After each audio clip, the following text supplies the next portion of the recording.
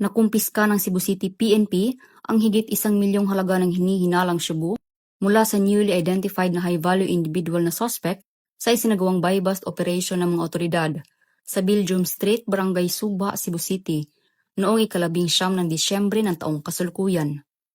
Ayon kay Police Captain Gian Carlo M. Reyes, officer in charge ng Police Station 6 Cebu City Police Office, bandang alas 5:15 ng umaga nang ikinasa ng kapulisan ang buy-bust operation na nagresulta sa pagkaaresto ng suspect na si alias Suyaon, 24 anyos, na residente ng sitio San Roque, Barangay Lorega, Cebu City.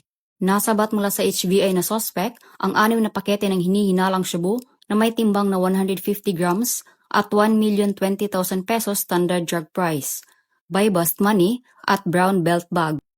Samantala, kasalukuyang nasa kustodiya ng Police Station 6 CCPO ang suspect habang inihahanda ang kasong paglabag sa Section 5 at 11, Article 2 ng RA 9165 on Comprehensive Dangerous Drugs Act of 2002.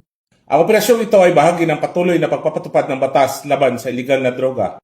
Patuloy rin ang pagpag-ugnayan ng Cebu City Police Office sa ilalim ng PRO7 sa pamumuno ni Police Brigadier General Rodrigo A. Maranan, Regional Director sa komunidad upang mapanatili ang kapayapaan at kaayusan sa syudad at walang tigil na operasyon laban sa iligal na droga.